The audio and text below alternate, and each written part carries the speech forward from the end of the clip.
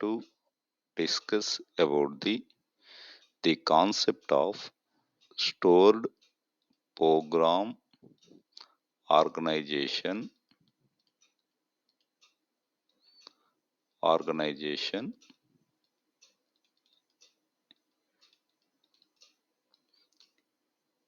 in computer organization CO subject.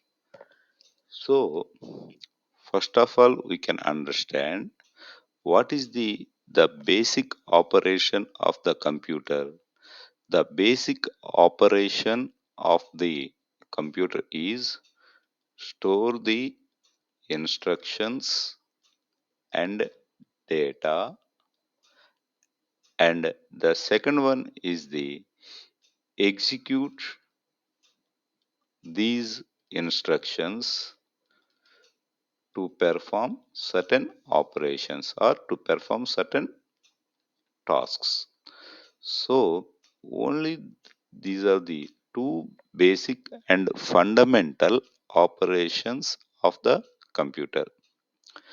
And we know that the instructions, the format of instruction for any basic computer has it has the 16 bits length, that means 0 to 15 bits. Out of these 16 bits, 12 bits, that means 0 to 11 bits, are assigned for the address.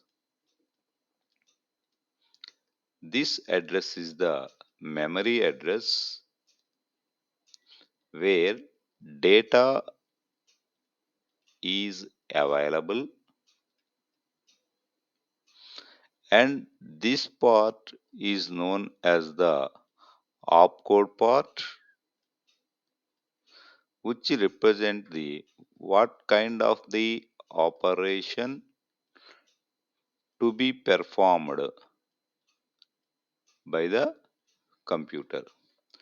So here let we consider for the basic computer the instruction has the 16 bits length.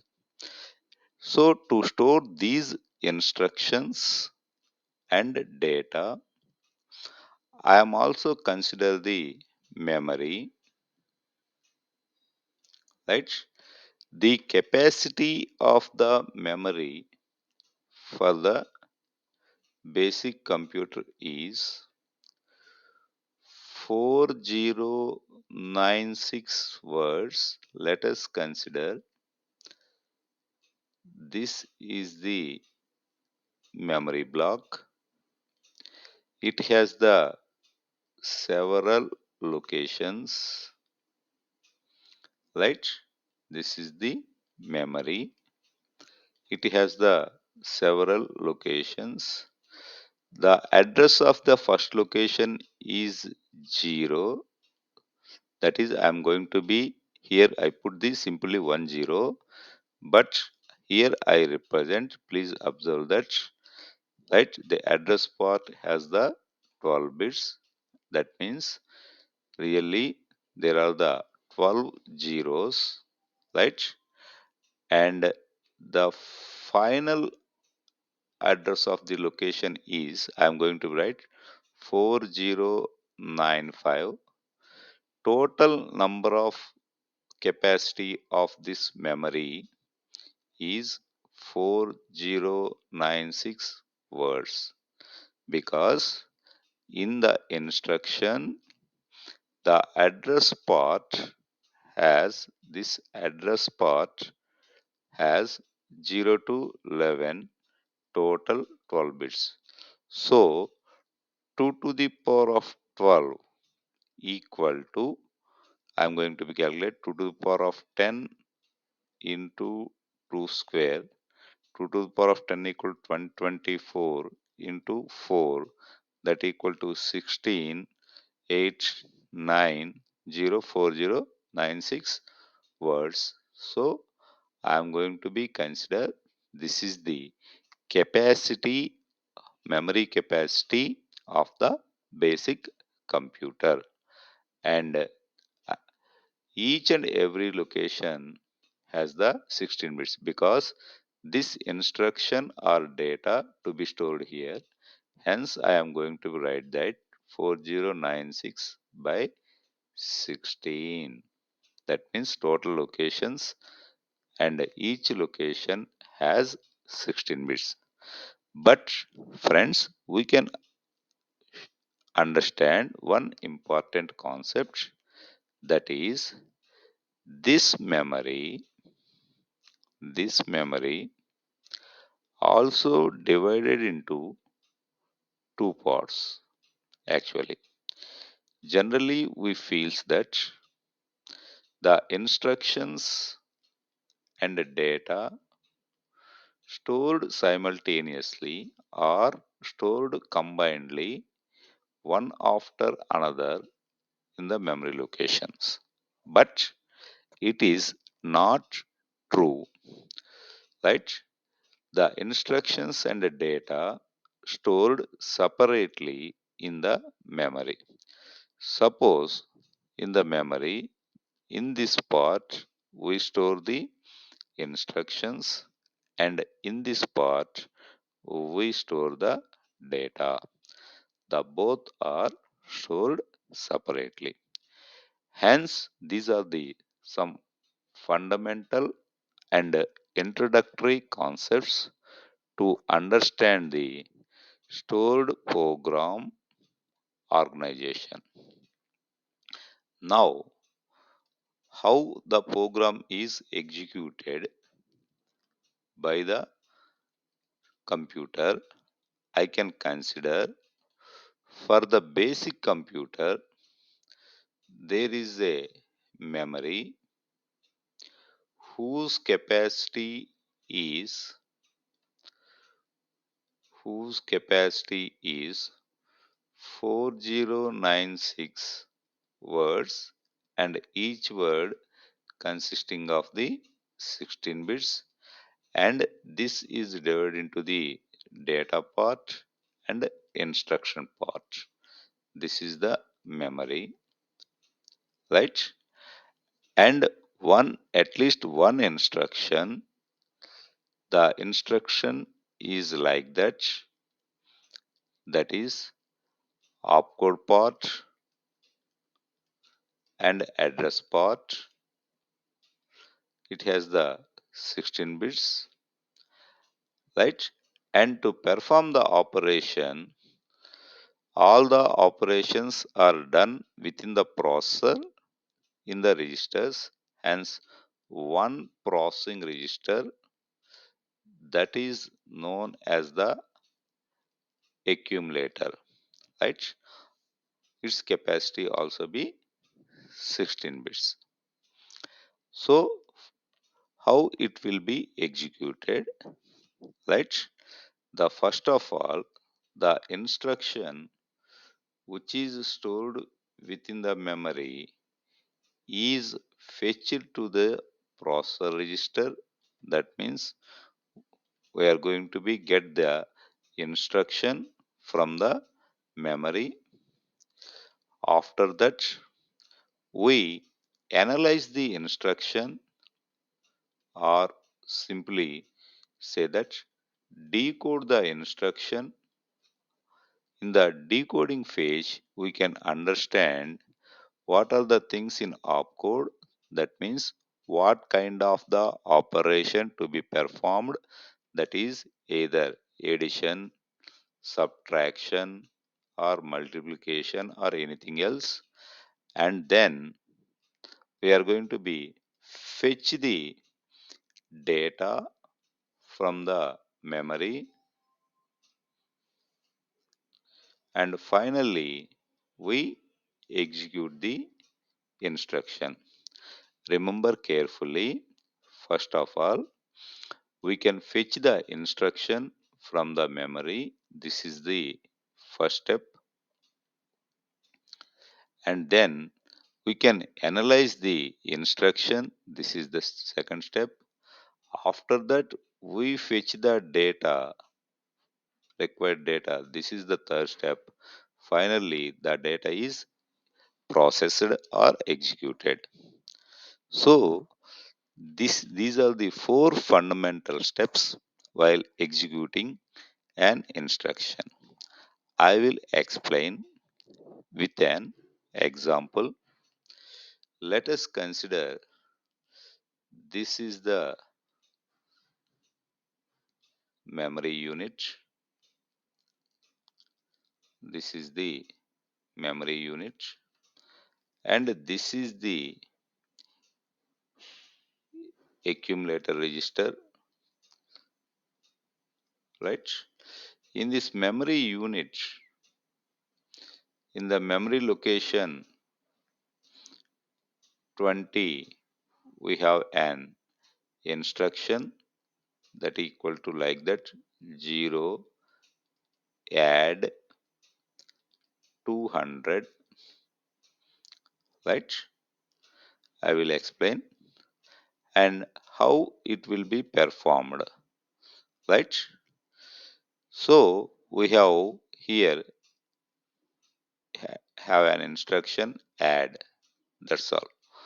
What to be had? For example, suppose we are going to be consider like that the instruction code add, the remaining part is the address. So here the 200 is the address of the memory location where the operand is available. That means let us consider this is the 200 memory location, right? Where the operand, suppose 15 is available. So you have a doubt, where is the second operand? Suppose the instruction is like that, simply add. There is no address of here. This is known as the zero address instruction. It automatically calculate the address and add this operand fetched from the memory to the content of the accumulators. Let us consider in the accumulator already certain value, that is 20. So what happened here means 15 plus 20 is added and the result is again stored within the accumulator. Now the result is 35 stored within the accumulator. So here we can observe and I can explain once again. Simply the instruction is add. The address is not visible to us. The address of the data is available in 200 memory location. By fetching this instruction first and understanding this instruction, that is decoding instruction, we can understand the data is available in 200 memory location, that is 15. The third, fetch the data, and the fourth, add this data to the content of the accumulator, that is the processing, and finally we store the result within the accumulator itself. So here we can observe that here I am going to write in memory 0 add 200. What is this 0 significance of this one? This is known as the mode bit. This is generally represented with the letter capital I. So for which purpose we are going to be use this one?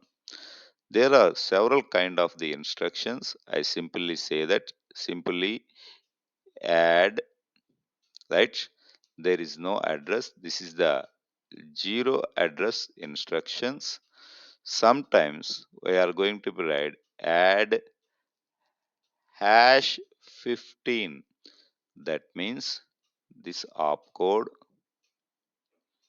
as add, and the 15 is not the address of the memory location. This is actually operand or data. This kind of instructions is known as immediate immediate instructions. Sometimes we are going to be write like that. Please wait. We are going to be write like that. Add, actually, for example, 200. Here 200 is the address of the memory location where data 15 is available.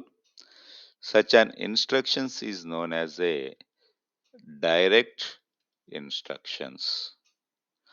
And sometimes we are going to be write add yet 200.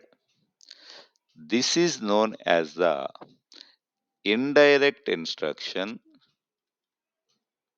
which mean the 200 is not the direct address. So we go to the 200. Let us consider here once again the 200 memory location has the effective address of the data or operand where the data is available. So it has the 350. We go to the 350 memory location. In that memory location, the data 15 is available. Okay, friends, we can understand that the instructions are four types, right? Oh, sorry, three types. One is the immediate instruction, that is, the data is directly available, right? 15. The second one is the direct address instruction. I am going to write add memory location of 200. So in the memory location, the data is available. The third one is indirect instruction, indirect address instruction. This is the direct address instruction. I am going to represent as add at 200, right?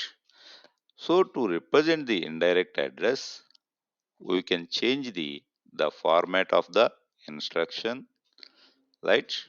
We know that the instruction has the 16 bits, and out of these 16 bits, 11 bits, that means 12 bits, total 12 bits are assigned for the address or operand for immediate mode, and the remaining 4 bits were considered opcode. But out of the 4 bits, that means 12, 13, 14, this is the opcode, that means operation to be performed. The final 15th bit is the I bit. I just represent this is the mode bit. Suppose the mode bit equal to the value of I, the mode bit equal to 0. Here the address is direct address. Suppose the mode bit equal to 1, the address is indirect address. Dear friends, please observe that here I am going to be write 0. That means the 200 is the direct address of the instruction, right? 0, that means 200 is the direct address of the instruction. So we go to the 200 from here to here. We are getting the data. By fetching this data, we perform the operation. Now, I would like to explain how we can execute the indirect address instruction. For this, again we are going to be consider the memory, right? This is the memory block. In the memory block, in the location 20, the instruction is stored, that is 1, add 200. We go to the, in the memory location 200, we has the 350. In the memory location 350, we has the actual data 15. This is the accumulator AC, right?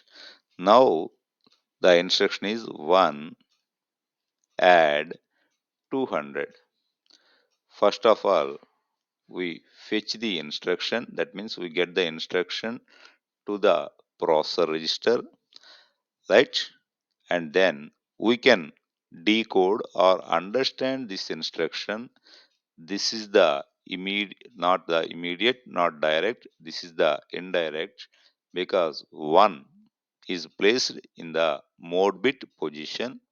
Hence, by using this address of 200, we go to the memory location 200.